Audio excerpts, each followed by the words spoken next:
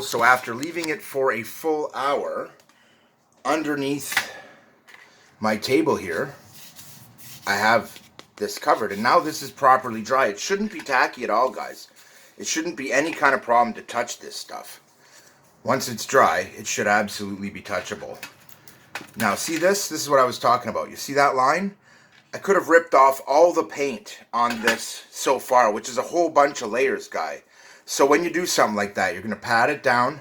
This side's looking done. I'm going to flip it over. I'm going to add me some more paint. I'm going to give it a quick vigorous shake.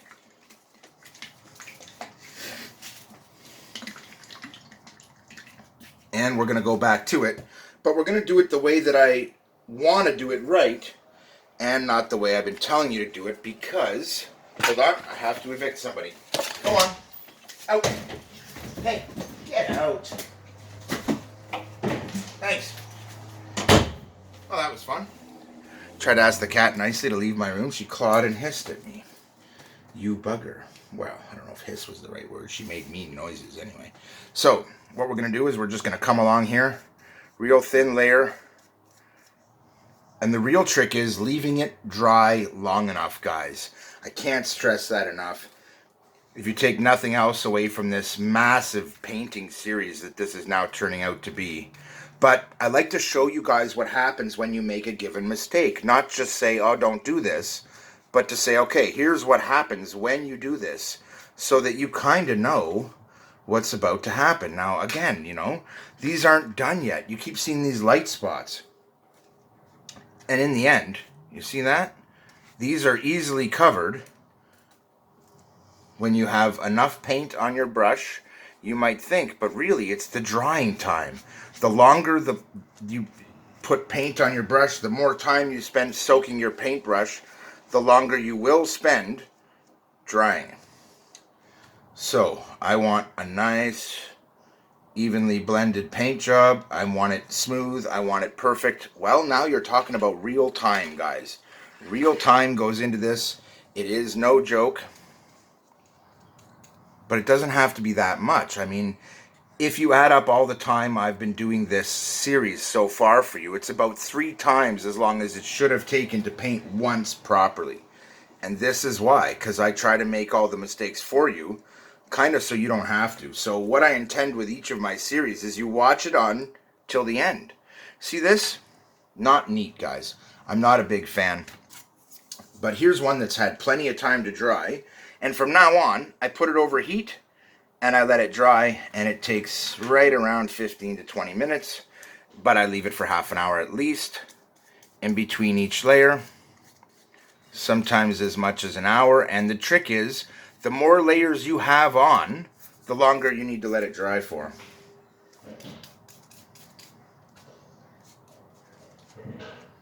Now, see this? You don't want to be screwing around. You just want a nice, clean, neat layer. Right? And that's all you need to do, guys. It's really straightforward, really simple stuff. Come along, touch up your edges. And if you're not insanely picky, a single color paint job like this, guys, is gorgeous. They work great. They look good. I actually highly recommend it. A paint job is always going to be one of the most worthwhile places to spend your time because it shows. Anyway, I'm going to pause here. I'm going to come back when this is properly dried, and we'll go again. And you'll see by the end of this, this doesn't have to be a 12-hour process.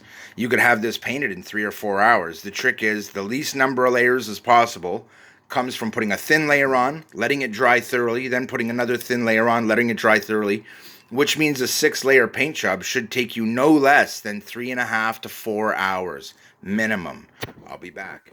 All right, guys, so I have waited a good 45 minutes. I had time to eat and all that. So, also, when you've been gone a while, check this. Make sure that when you're looking in here, you don't see any globs in your paint. If you see even a minor glob, ditch it. So again, we've waited. Now I could just go over this spot. You'll see that. I don't need to go over the whole aircraft. Most of it looks really good. So I'm just going to give the rest of it a really light going over, and more of a going over to the spot that needs it. I'm going to do the same here.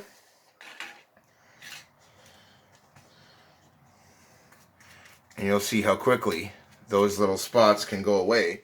Now that we've given it enough time to dry, look at that, much better coverage, guys.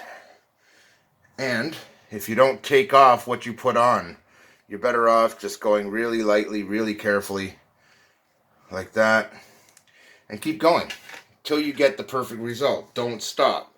If it doesn't look right, I hate to say it, but you don't have enough layers yet. When it looks perfect, that's when you're done. So again, this side looks really nice and clean, guys. But don't forget, for these control surfaces, we are technically doing the second side. Okay? But we want this to be nice. We want this to be proper. And I'm just going to keep going here. I am going to be doing both sides, but not out towards the edges, because I'm going to set this over here in the corner. And that'll be fine. Like that. Okay, so we're going to pause. I'll come back for the next one, and we will continue on from there. Just remember, good long drying sessions, short painting sessions will get you better results. I'll be back. Now that this one's dry, this has only been 3 proper coats, guys, or maybe 4, I can't quite remember, but it looks really nice and clean. Compare that, in whatever light you care to that, and you'll see there's none of this on this. It's nice and even, perfectly done.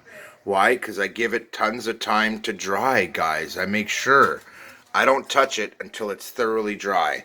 That's a big tip. So, I've now officially shown you everything I can think of. I've shown you how to make a mistake, and I've shown you how to get it right. This is going to be the end of my painting series, you might think, but it's not.